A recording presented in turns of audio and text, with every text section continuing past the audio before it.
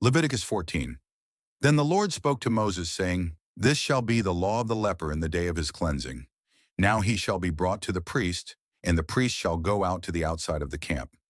Thus the priest shall look, and if the infection of leprosy has been healed in the leper, then the priest shall give orders to take 2 live clean birds and cedar wood, and a scarlet string and hyssop for the one who is to be cleansed.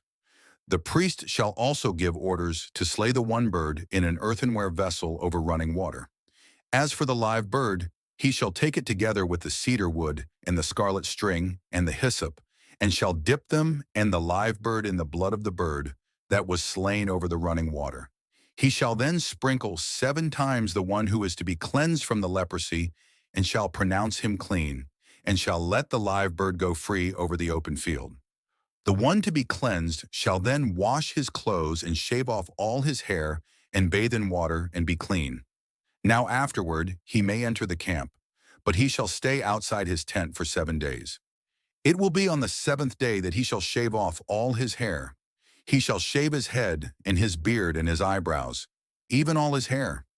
He shall then wash his clothes and bathe his body in water and be clean. Now on the 8th day he is to take 2 male lambs without defect, and a yearling ewe lamb without defect, and 3/10 of an ephah of fine flour mixed with oil for a grain offering, and 1 log of oil.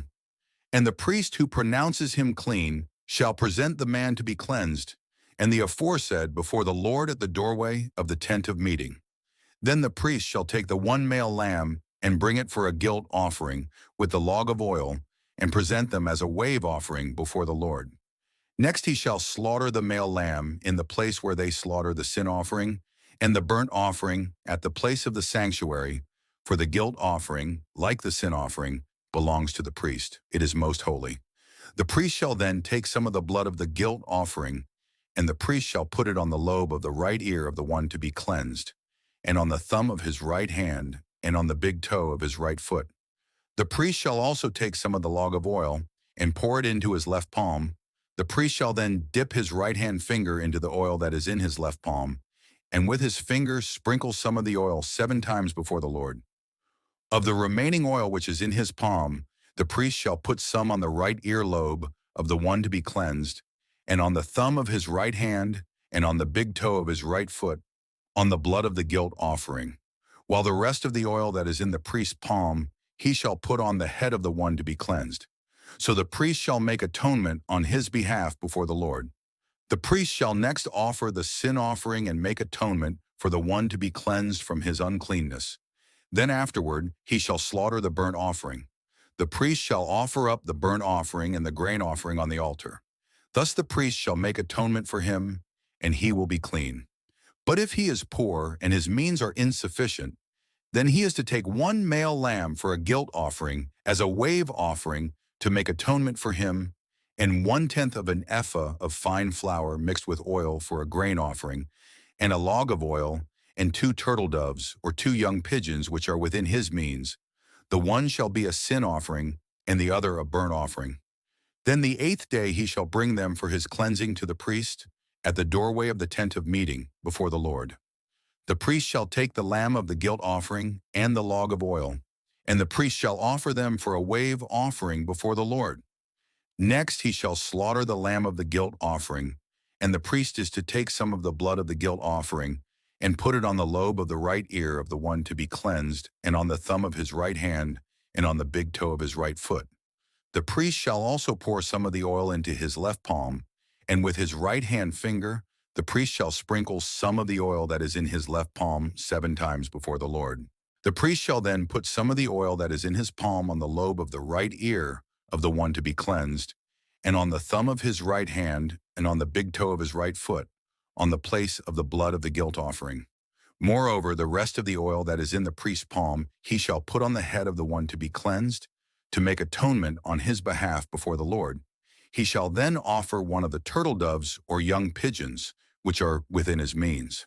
He shall offer what he can afford, the one for a sin offering, and the other for a burnt offering, together with the grain offering. So the priest shall make atonement before the Lord on behalf of the one to be cleansed.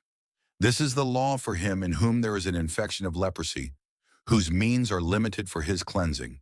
The Lord further spoke to Moses and to Aaron, saying, "When you enter the land of Canaan, which I give you for a possession, and I put a mark of leprosy on a house in the land of your possession, then the one who owns the house shall come and tell the priest, saying, 'Something like a mark of leprosy has become visible to me in the house.' The priest shall then command that they empty the house before the priest goes in to look at the mark, so that everything in the house need not become unclean. And afterward, the priest shall go in to look at the house. So he shall look at the mark, and if the mark on the walls of the house has greenish or reddish depressions and appears deeper than the surface, then the priest shall come out of the house to the doorway and quarantine the house for 7 days. The priest shall return on the 7th day and make an inspection. If the mark has indeed spread in the walls of the house, then the priest shall order them to tear out the stones with the mark in them and throw them away at an unclean place outside the city. He shall have the house scraped all around inside, and they shall dump the plaster that they scrape off at an unclean place outside the city. Then they shall take other stones and replace those stones, and he shall take other plaster and replaster the house. If, however, the mark breaks out again in the house after he has torn out the stones and scraped the house, and after it has been replastered, then the priest shall come in and make an inspection. If he sees that the mark has indeed spread in the house, it is a malignant mark in the house. It is unclean. He shall therefore tear down the house, its stones and its timbers, and all the plaster of the house, and he shall take them outside the city to an unclean place. Moreover, whoever goes into the house during the time that he has quarantined it becomes unclean until evening. Likewise, whoever lies down in the house shall wash his clothes, and whoever eats in the house shall wash his clothes.